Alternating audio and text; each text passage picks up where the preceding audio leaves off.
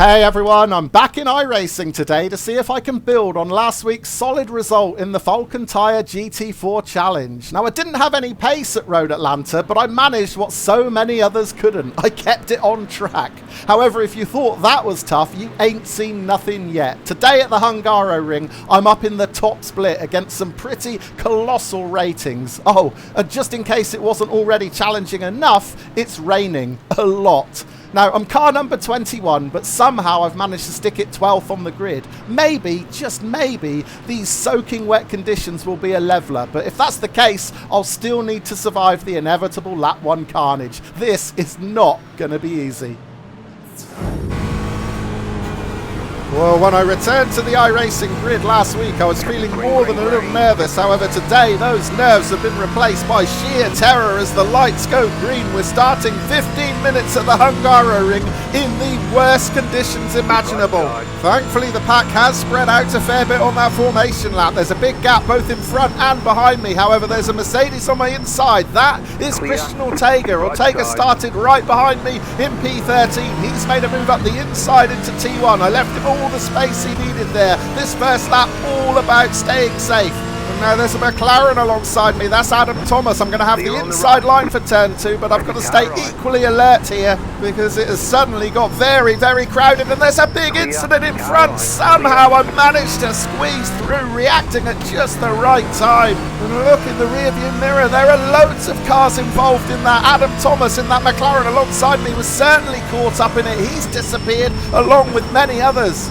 And I've just picked up yet another position approaching turn 4. That's because Ted Thurn in the Mercedes had spun out onto the grass. Wow, a crazy, crazy start. And if we needed any reminder on just how treacherous these conditions are, watch the number 11 BMW of Federico Bowden. He doesn't even make it to the start of the race, spinning out on the formation lap. However, it was turn 2 where it really started to kick off. Now the pole sitter Dario Frattini is already making a break for it, but watch the BMW in second position. That is Peasy spinning right in front of the number 3 Aston, Denis Sakharov. He's got nowhere to go, and from there it's a domino effect. Car after car after car ploughing in. Look at that blue Aston of Sakharov. How's he even still driving that? Well, it's resulted in Dennis Bomer in the Mercedes spinning out. Now look for me at the back of the shot. I am one of the few drivers to get through this incredibly without so much as an incident point. I got through that as clean as a whistle. Many, many others not so lucky. They are still crashing coming out of T3. That is Carol Basco and Dustin Eichholz getting tangled up and going out into the grass. And just in front of them we saw Ted Thurn spin out. Watching Thurn now, he's just going to run over onto that wet curb, loses traction, slides into the Porsche of Daniel Kelleher. Kelleher gets away with that, but Thurn not so lucky. Well, I knew this one was going to be tough. I knew I'd have to have my wits about me, and I knew that I would have to concentrate mega hard. So far it is paying off. I'm certainly not taking any risks on this opening lap, and I've gained several positions as a result. Whether or not I've got the pace to keep up with Christian Ortega and Alexander Santin ahead remains to be seen, but the good news is there is a gap of more than 1 second back to Victor Poschkas behind. Now I'm going to switch the TV cam on so we can keep one eye on what's happening a bit further in front. Specifically, we're watching Daniel Kelleher in that Porsche. Now we saw Kelleher have a close shave when he got hit by Ted Thurn coming out of turn 3. Well, after surviving that, he's found himself in 3rd position. However, he's going to make a big mistake coming into the penultimate corner, spinning out onto that runoff area. And that just goes to show even the slightest mistake will punish you big time in these conditions. Kelleher has managed to get back on. He slotted himself in between Santin and Ortega. But after all that opening lap mayhem, I have got absolutely no idea what position I'm in. It's got to be inside the top 10 though, surely. Well, we haven't got long to find out because the leaderboard will update when we cross the line to start lap 2, and I find myself up into P7. Well, now the big question is, can I hold on to it? Because 7th position in a top split would be one of my best ever iRacing results. Well, we've jumped forward to lap 3 and I'm just starting to make a couple of mistakes as I try to push that little bit harder to keep up with the cars in front. Look, I'm out onto that dangerous wet curb on the outside. I had to completely lift off the throttle there. Even the slightest bit of gas would have sent me across into the barrier. Well, I'm turning in too early into that corner as well. That is the first incident point on the board. Yeah, I'm starting to get a little bit ragged here. Thankfully, I wasn't nearly as ragged as a lot of the other drivers on these opening few laps. We have lost loads of cars behind.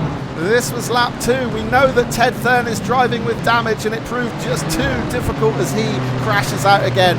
And then we see Chris Sabo in the number 27 Mercedes aquaplaning over the brow of the hill and crashing out into the barrier, closely followed by the BMW of Hamed Al-Khabaizi. Now, of course, it was Al-Khabaizi we saw spin at turn 2 on the opening lap and cause that melee. Lap 3 now, and this is Dennis Bomer in the Mercedes spinning out at turn 5. Right behind him, Sam Halliday, the number 10, another victim of those ultra-wet outside curbs.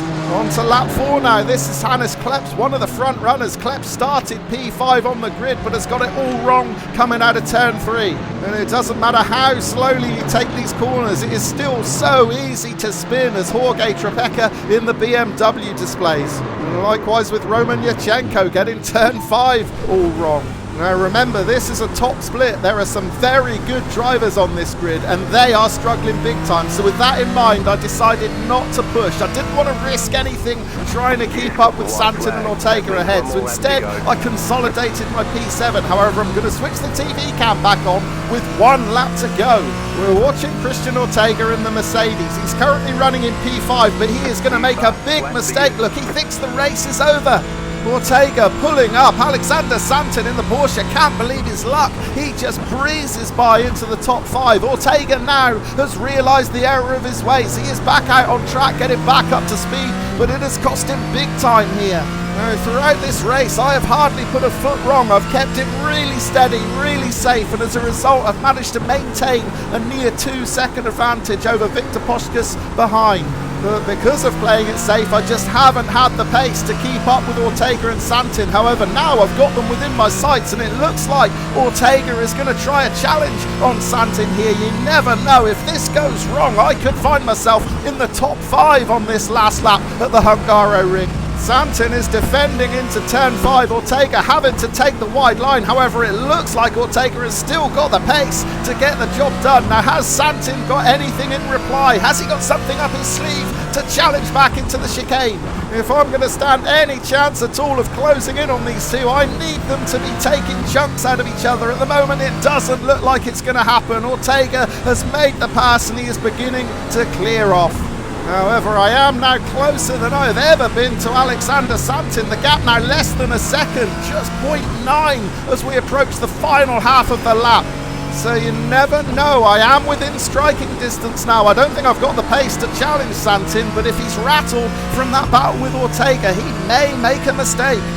What's the gap back to Poschkas behind now is 2 seconds, so we're actually pulling away from Poschkas and no danger behind. I can concentrate fully on these 2 cars in front. The gap's still 1 second. It's looking unlikely that I'm going to improve on this P7.